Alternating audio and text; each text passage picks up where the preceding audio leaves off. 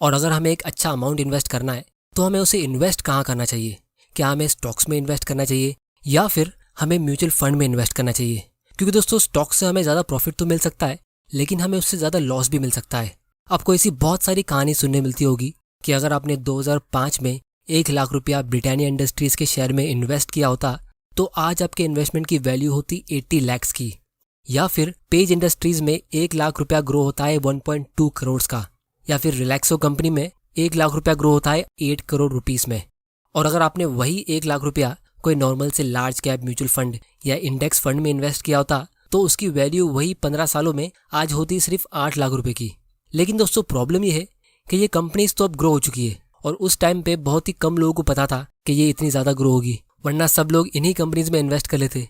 तो दोस्तों ये एक इनकम्प्लीट कंपैरिजन हो गया, क्योंकि बहुत लोगों ने खराब कंपनीज में भी इन्वेस्ट किया होगा, जिसकी वजह से वो लोगों ने स्टॉक मार्केट से कम्प्लीटली गिव अप कर दिया होगा। तो इसीलिए आज की वीडियो में हम ये जानेंगे कि आप कम से कम रिस्क लेके ज़्यादा वेल्थ कैसे क्रिएट कर सकते हो अपनी कैपेसिटी के हिसाब से। क्योंकि दोस्तों अगर आप एक रिच फैमिली से बिलोंग नहीं करते हो तो वेल्थ क्रिएट करने के लिए आपको बिजनेस की दुनिया में एंटर करना ही पड़ेगा। जॉब करके कोई भी आदमी अमीर नहीं बन सकता और ना ही हम सेविंग्स करके अमीर बनते। तो इसीलिए अगर आप बिजनेस नहीं भी स्टार्ट कर सकते तो भी आप एग्जिस्टिंग बिजनेस के इन्वेस्टर बन सकते हो स्टॉक मार्केट और म्यूचुअल फंड के जरिए। लेकिन सवाल ये उठता है कि आपको इन्वेस्ट कहाँ करना चाहिए और कितना। तो दोस्तों इस वीडियो के बाद आपका सारा कंफ्यूजन दूर हो जाएगा, इस बात की मेरी गारंटी है। तो दोस्तों इस वीडियो को एंड तक जरूर देख लेना, क्योंकि स्टॉक मार्केट में आधी नॉलेज डेंजरस होती है। तो दोस्तों सबसे पहले हम ये समझते हैं कि ये दोनों ऑप्शंस में डिफरेंस क्या है। क्योंकि दोस्तों दिखने में ये दोनों ही ऑप्शंस एक जैसे लगते हैं, लेकिन इन दोनों में बहुत ही ज़्यादा डिफरेंस है। क्योंकि जब आप स्टॉक में इन्वेस्ट करते हो तो आप एक सिंगल कंपनी में इन्वेस्ट करते हो, जिसकी वजह से आप उस कंपनी के मालिक बनते हो और आपको शेयर्स मिलते हैं। तो स्टॉक्स में इन्वेस्ट करने का सबसे बड़ा एडवांटेज ये है कि आपके पास पूरा कंट्रोल होता है कि आप उसे कब खरीदना और बेचना चाहते हो और उसे कितना % अपने पोर्टफोलियो में रखना चाहते हो। अगर आप किसी स्टॉक को लेकर बहुत ज़्यादा कॉन्फिडेंट हो तो आप सिर्फ उस एक कंपनी में पूरी सेविंग्स इन्वेस्ट कर सकते हो। जैसे दुनिया के जितने भी सक्सेसफुल बिजनेसमैन हैं, उनकी ऑलमोस्ट सारी वेल्थ उनकी एक ही कंपनी में इन्वेस्टेड होती है, क्योंकि वो अपने बिजनेस को लेकर बहुत ज़्यादा कॉन्फिडेंट होते हैं। लेकिन म्यूचुअल फंड के जरिए आप स्टॉक्स का एक रेडीमेड पोर्टफोलियो खरीदते हो। तो म्यूचुअल फंड में आपको कस्टमाइज करने का ऑप्शन नहीं मिलता है, जिसका मतलब ये है कि अगर कंट्री की इकोनॉमी ग्रो होती है, जैसे सेंसेक्स और निफ्टी ऊपर जाता है, तो ही आपका म्यूचुअल फंड परफॉर्म करेगा। लेकिन स्टॉक्स में हो सकता है कंट्री बहुत ही कम रेट से ग्रो हो रही है या मार्केट कुछ खास परफॉर्म ही नहीं कर रहा है, लेकिन फिर भी आपका स्टॉक्स आपको अच्छा रिटर्न दे सकता है, क्योंकि आपने ऐसी कंपनी पिक करी है जो ग्रोइंग इंडस्ट्री में है। और दोस्तों डायरेक्ट स्टॉक में इन्वेस्ट करने का मतलब ये नहीं है कि आपको रिलायंस, TCS और इन्फोसिस जैसी बड़ी बड़ी कंपनीज में या फिर 20-30 कंपनी का एक पोर्टफोलियो क्रिएट करना ही चाहिए। अगर आप कोई ऐसी कंपनी में काम करते हो जो स्टॉक एक्सचेंज में ट्रेड होती है और उसके बारे में आप अच्छे से जानते हो कि वो अच्छी कंपनी है और फ्यूचर में ग्रो हो सकती है, तो आप सिर्फ उस एक कंपनी में भी इन्वेस्ट कर सकते हो और साइड बाय साइड अपने म्यूचुअल फंड में SIP भी कर सकते हो। जैसे रिसेंटली मैंने एक ट्वीट रीड किया जहाँ एक आदमी ने ये लिखा कि वो पीडीलाइट इंडस्ट्रीज में काम करता था। अब ये कंपनी फेविकॉल और फेविक्विक बनाती है, तो वहाँ वो बहुत सारे ऐसे लोगों को जानता है जो वहाँ एकदम बेसिक लेवल का जॉब करते हैं, जैसे प्यून का। और उस एक कंपनी में इन्वेस्ट करके वो लोग करोड़पति बन चुके हैं और अभी भी वो लोगों ने उस स्टॉक को होल्ड करके रखा है, क्योंकि वो अभी भी वहाँ काम कर रहे हैं और उस कंपनी को लेकर ऑप्टिमिस्टिक है। अब दोस्तों ऑब्वियसली वो लोग उस कंपनी का डिविडेंड्स भी इंजॉय करते होंगे। और यही चीज़ पीटर लिंच ने अपनी book one up on wall street और बीटिंग द स्ट्रीट में भी मेंशन किया है। फिर दोस्तों डायरेक्ट स्टॉक में इन्वेस्ट करने का दूसरा बेनिफिट ये है कि आपको स्टॉक्स में इन्वेस्ट करके डिविडेंड मिलता है। अगर आप 10-15 साल के लिए सही तरीके से इन्वेस्टिंग करते हो तो आप सिर्फ इस डिविडेंड इनकम पे ही रिटायर हो सकते हो। इसकी ज़्यादा डिटेल्स मैंने ये वाले वीडियो में कवर की है, इसकी लिंक आपको नीचे डिस्क्रिप्शन में मिल जाएगी।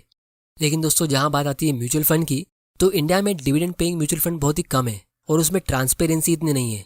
इसकी ज़्यादा डिटेल्स हम mutual fund versus index fund की वीडियो में डिस्कस कर लेंगे। फिर दोस्तों तीसरा बेनिफिट डायरेक्ट स्टॉक में इन्वेस्ट करने का ये है कि आप इसमें एकदम मिनिमम फीस पे करते हो। जैसे इंडिया में बहुत सारे डिस्काउंट ब्रोकर्स है जहाँ से आप फ्री में अपना डीमैट अकाउंट ओपन कर सकते हो। बस आपको एक फिक्स्ड एनुअल मेंटेनेंस फी पे करनी पड़ती है जो 500 या 1000 रुपये की होती है। लेकिन जहाँ बात आती है म्यूचुअल फंड की, तो यहाँ पे जो आप फीस पे करते हो वो परसेंटेज बेसिस पर होती है और लॉन्ग टर्म में इससे बहुत फर्क पड़ता है। इसका मैं आप लोगों को एक रियल एग्जांपल दिखाता हूँ। तो पास्ट में जब मैं पर्सनली कंफ्यूज था कि मुझे स्टॉक्स में इन्वेस्ट करना चाहिए या फिर म्यूचुअल फंड में, तो मैंने ये सिंपल कैलकुलेशन किया कि अगर आज मैं 1 लाख रुपया स्टॉक्स में इन्वेस्ट करता हूँ और मान लो डीमैट अकाउंट मेंटेन करने के लिए मैं उस पर 1 साल के लिए 1000 रुपये की फिक्स्ड फी पे करता हूँ, तो इस हिसाब से फिलहाल मैं अपने पोर्टफोलियो का 1% फी में पे कर रहा हूँ, क्योंकि 1 लाख पे 1,000 रुपया होता है 1%। लेकिन फ्यूचर में जब मेरा पोर्टफोलियो ग्रो होगा और वो 10 lakhs का होगा, तो ये 1,000 रुपये की फीस सेम रहेगी, क्योंकि ये एक फिक्स्ड कॉस्ट है, परसेंटेज पे नहीं है, जिसकी वजह से तब मेरी फीस मेरे पोर्टफोलियो की सिर्फ 0.1% की होगी। और जैसे जैसे मेरा पोर्टफोलियो ग्रो होता रहेगा तो ये फीस मेरे लिए कम होती रहेगी। लेकिन म्यूचुअल फंड में आपको एक परसेंटेज बेसिस पे फी चार्ज होती है। तो अगर आप किसी म्यूचुअल फंड में सिर्फ 1% की फी पे करते हो एक्सपेंस रेशियो के नाम पे, तो उसकी वजह से जब आपका पोर्टफोलियो 10 lakhs का होगा तो उस पर आप 10,000 रुपीज़ फी पे करोगे। और जब फ्यूचर में आपका पोर्टफोलियो 1 करोड़ का होगा तो आप 1 लाख रुपए की फीस पे करते हो वही छोटे से एक्सपेंस रेशियो के नाम पे। और जैसे जैसे आपका पोर्टफोलियो ग्रो होता रहेगा तो आप उस म्यूचुअल फंड कंपनी को और ज़्यादा फीस पे करते रहोगे हर साल। और दोस्तों आपको इसका एहसास भी नहीं होगा, क्योंकि ये फीस डेली बेसिस पे चार्ज होती है। मतलब ये म्यूचुअल फंड कंपनीज इस 1% को 250 ट्रेडिंग डेज में डिवाइड करते और छोटा छोटा अमाउंट रोज चार्ज करते। अब दोस्तों इंटरेस्टिंग चीज़ ये है कि महंगाई के हिसाब से ये फीस फ्यूचर में इंक्रीज होनी चाहिए, लेकिन यहाँ पे उल्टा हो रहा है और ये फीस और कम होती जा रही है, क्योंकि हमारे पास अब ऐसा प्लेटफॉर्म है जहाँ से आप फ्री में अपना डीमैट अकाउंट ओपन तो कर सकते हो, लेकिन उसके साथ में आपको AMC यानी एनुअल मेंटेनेंस फी भी चार्ज नहीं होगी। ये कंपनी का नाम है फायर्स, क्योंकि फिलहाल इनका एक ऑफर चल रहा है कि अगर आप इनके साथ डीमैट अकाउंट ओपन करोगे तो आपको लाइफ टाइम के लिए कोई भी एनुअल मेंटेनेंस फी चार्ज नहीं होगी। क्योंकि मैक्सिमम ब्रोकरेज कंपनीज जैसे ज़ीरोधा या अपस्टॉक्स, ये लोग अकाउंट ओपनिंग फ़ी तो चार्ज करते ही है, लेकिन इसके साथ में ये अकाउंट मेंटेनेंस फ़ी भी चार्ज करते हैं। और दूसरे ट्रेडिशनल बैंक प्लस ब्रोकर्स जो होते हैं जैसे ICICI सिक्योरिटीज़ या HDFC सिक्योरिटीज़, तो ये लोग और भी बहुत ज़्यादा फ़ी चार्ज करते हैं। तो इसीलिए बिगिनर्स के लिए ये फायर्स का ऑफर सबसे बेस्ट है, क्योंकि इस हिसाब से अगर आप स्टॉक्स में इन्वेस्ट करने के लिए इनके साथ अकाउंट ओपन करते हो तो ना आपको अकाउंट ओपनिंग फ़ी चार्ज होती है, फिर जब आप स्टॉक्स खरीदते हो लॉन्ग टर्म के लिए तो आपको उसमें कोई ब्रोकरेज भी चार्ज नहीं होता है, और फिर अकाउंट को मेंटेन करने की भी कोई फीस नहीं है। मतलब लॉन्ग टर्म इन्वेस्टर्स के लिए ये ऑलमोस्ट फ्री प्लेटफॉर्म है और आपको आपके डिविडेंड्स डायरेक्टली अपने बैंक अकाउंट में मिल जाएंगे। तो कुछ साल पहले तक स्टॉक्स में इन्वेस्ट करना बिगिनर्स के लिए एक अच्छा ऑप्शन नहीं होता था, क्योंकि उसके लिए अलग अलग फीस होती थी, लेकिन अब ये सब फ्री हो गया है। तो दोस्तों अगर आपको इनके साथ फ्री में अकाउंट ओपन करना है इस ऑफर के साथ, तो इसकी लिंक आपको नीचे डिस्क्रिप्शन में मिल जाएगी, आप वहाँ जाके इसे चेक कर सकते हो। बस आपको एक चीज़ का ध्यान देना है कि आपको अपना माइंडसेट सही रखना है। मतलब आपको अपना फोकस हमेशा वेल्थ क्रिएशन पे रखना है, ना कि एंटरटेनमेंट पे। तो दोस्तों ये था डायरेक्ट स्टॉक में इन्वेस्ट करने का एडवांटेज, कि यहाँ पे आपको पूरा कंट्रोल मिलता है कि आपको कितना और कब इन्वेस्ट करना है, और इसकी फीस बहुत ही कम होती है। अब हम बात करते हैं म्यूचुअल फंड के एडवांटेज की। तो दोस्तों म्यूचुअल फंड में इन्वेस्ट करने के 2 बड़े एडवांटेज है। सबसे पहला है पोर्टफोलियो डाइवर्सिफिकेशन। दोस्तों एक बहुत ही पुरानी कहावत है कि don't put all your eggs in one basket. तो अगर आपको नहीं पता कि कौन सा स्टॉक लेना चाहिए तो डाइवर्सिफिकेशन आपकी मदद करेगा, क्योंकि अगर आप एक सिंपल से फंड में 500 रुपये इन्वेस्ट करते हो तो उसमें यूजुअली 30 से 50 कंपनीज होती है, तो आप ऑटोमेटिकली वो सब कंपनीज में इन्वेस्ट कर लेते हो। वरना 500 रुपये से हमें TCS, इन्फोसिस या रिलायंस इन जैसी कंपनीज का एक शेयर भी नहीं मिलता है। तो लॉन्ग टर्म में इसमें आपके पैसे खोने का चांस बहुत कम होता है। बस आपको ओवर डाइवर्सिफिकेशन नहीं करना है, क्योंकि अगर आप एक लार्ज कैप म्यूचुअल फंड में इन्वेस्ट करते हो तो आप ऑलरेडी डाइवर्सिफाइड हो गए हो। जितना रिस्क आप कम कर सकते थे वो सब आप कर चुके हो। और इसके बाद अगर आप और 4-5 म्यूचुअल फंड में इन्वेस्ट करते हो तो आप डाइवर्सिफाई नहीं करते हो, आप सिर्फ अपना टाइम वेस्ट करते हो, और साथ में आप अपने पोर्टफोलियो का रिटर्न भी कम करते हो। क्योंकि दोस्तों मेरे पास बहुत सारे लोगों के ईमेल्स आते हैं जहाँ पे लोगों ने 20-30 म्यूचुअल फंड्स में इन्वेस्ट किया होता है, और वो मुझे पूछते हैं कि उनका पोर्टफोलियो कितने % से ग्रो होना चाहिए। तो दोस्तों ऐसा करने से आप रॉन्ग डायरेक्शन पे चले जाते हो। ये ओवर डाइवर्सिफिकेशन हो गया। इसकी ज़्यादा डिटेल्स हम किसी और वीडियो में डिटेल में डिस्कस करेंगे कि आपको कितने फंड्स और स्टॉक्स में इन्वेस्ट करना चाहिए। फिर दोस्तों म्यूचुअल फंड्स का दूसरा बेनिफिट ये है कि आप इसमें SIP के थ्रू इन्वेस्ट कर सकते हो, जिससे आपको टाइम डाइवर्सिफिकेशन मिलता है। तो आपको कब बाय करना है और कब सेल करना है इसका पूरा टेंशन SIP लेता है। और दोस्तों इसकी ज़्यादा डिटेल्स मैंने ये वाले वीडियो में कवर की है, इसकी लिंक आपको नीचे डिस्क्रिप्शन में मिल जाएगी। तो इसीलिए अगर आप कोई सिंपल से इंडेक्स फंड में SIP के जरिए इन्वेस्ट करते हो और लॉन्ग टर्म के लिए इन्वेस्ट करते हो, जैसे 5 या 10 साल या उससे ज़्यादा टाइम के लिए, तो आपके लॉस होने के चांस बहुत कम होते हैं।